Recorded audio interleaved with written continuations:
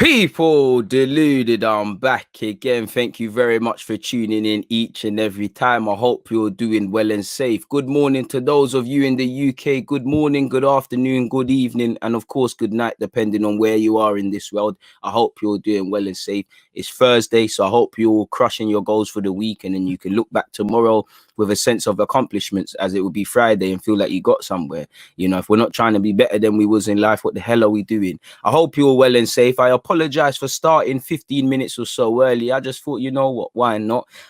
Pardon me, I'm kind of pressed for time today as well. I've got physio in a bit, people. I'm actually going to go to the gym as well as physio, and the physio guy said don't do that. But yeah, I actually have to go physio for my knee. Minor, I'm still out here in that, but I still have to do that. But I thought, you know what, there's no rules. It is my, as much as I love you lot, it is my YouTube channel. Whether I said 11:30 or not, if I want to start earlier, we can start earlier, man. So why not? Big up everyone. Please make sure you're hitting the like button. Please make sure you're checking out the pin message, of course. Obviously I've got a live stream coming later today with my good friend Art De Roche, who happens to work for the Athletic. So we'll be speaking about Arsenal. Obviously not that he can answer them because he don't work for Arsenal, but we'll touch on some transfers and things like that. Obviously Buendia, well, if you lot have been following, I've been changing the title of this video how many times. I see this Buendia news and all of this, and shout out to everybody, people. I know, you know, keep your Buendia opinions flowing and things like that. But just before we get into that, people, I would like to talk about one thing in particular, and it's doing my head in. It really is doing my head in, and I've had enough of it. Like, I can't lie to you. You know me, people. I'm never one of them people that's going to sit here and always blame the refs. I do think football fans and Arsenal fans, we do at times overdo it with unfair decisions, or what we deem as unfair.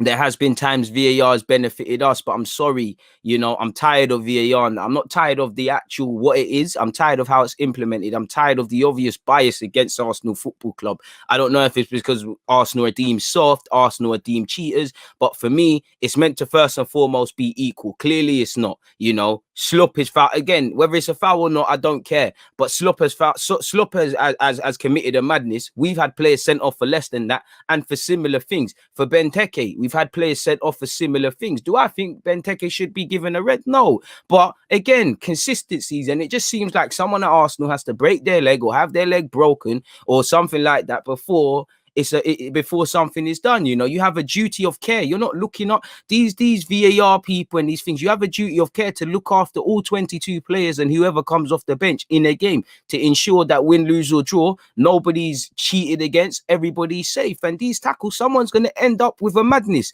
You know, we've seen it happen to Saka. They're not going to stop until somebody's leg's broken. You have a duty of care, you have a quality. VAR is failing it. And there's been too many games for the fans where we've sat here and VAR has played a point, and we haven't been amazing, but VAR has played some part in the game. And sometimes VAR has benefited us, but 9 times out of 10, and again, I'm not seeking, I don't buy this crap of, you just got to get to deal with it. VAR will, you know, it will turn around. Every decision that goes against you will go for you. I don't care about that.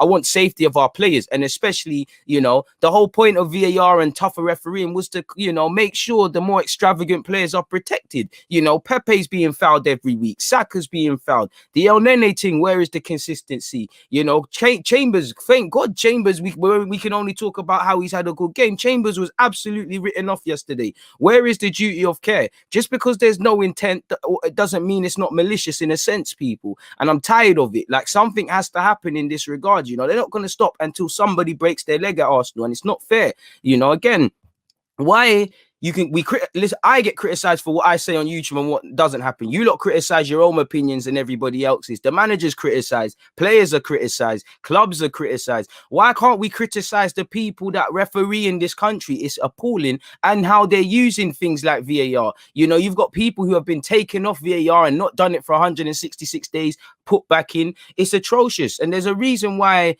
the Premier League, give or take, might be the biggest or one of the biggest of the top 5 European leagues. If you was to do a league table of referees now, England Premier League, we're getting relegated. And for me as an Arsenal fan, it annoys me because I care about equality, but it's more duty of care, and you're seeing reckless play. Why are the referees not scrutinized? Seriously, they have biases. They watch football. Let's just say I think Arsenal. I'm handling VAR. I'm the referee. I watch football. Half of you should have been football fans, and I deem in my head Arsenal are soft. Arsenal players dive and all of these things. that is going to play a part in the decisions I make, whether it's conscious bias, like I just said, Arsenal are soft. Because of that, it's not a free kick, or the unconscious bias where you don't even know you're giving decisions away against Arsenal. Pardon my language, it's an effing disgrace. You're not going to stop until one of these players is legs broken and they're injured. What the hell is going on? You know, and I can't, you know, fair enough, the ref might miss it, but what is being said? Why wasn't Slop sent off? Aubameyang did something like that, ironically, against Crystal Palace. He sent off. So what the fuck?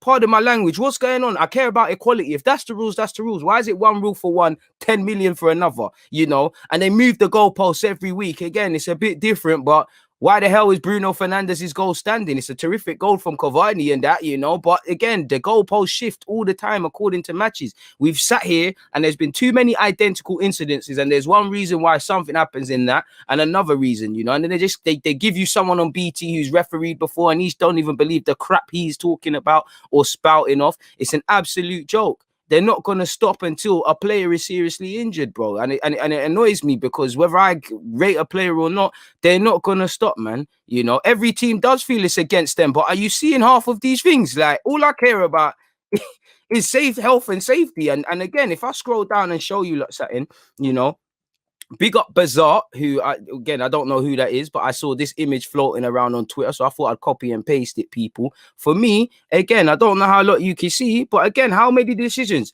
That's the one. Again, Trent, I don't think there was malice in that, but obvious, that one from Trent. How he escaped that, I don't know. Mane's had a couple against Arsenal. We all know the David Luiz one. How the hell that wasn't rectified? Bruno, I think that one's forcing it, but nonetheless, how Slop isn't sent off for that? Aubameyang did something like that and was sent off. Look, he's all over. Bro, it's over his ankle. Again, there's no malice from Slop, but it doesn't mean it's reckless. It's not reckless. Look at that. That could have been a career finisher. And I don't think Benteke should be sent off, but based on how VAR is going, when you rise up your hand and do stuff like that, I've seen man sent off for that. So why is he not sent off? You know, I do think we're owed an explanation. It's not making no sense, and it's doing my head in, really. You know, I'm not here to focus on when Arsenal lose, VAR played a part, but especially when it comes to health and safety, look at this. Man, look at that. Look at this. How a man busting case for the Saka one? Seriously. Look at this. Look at the Slop team.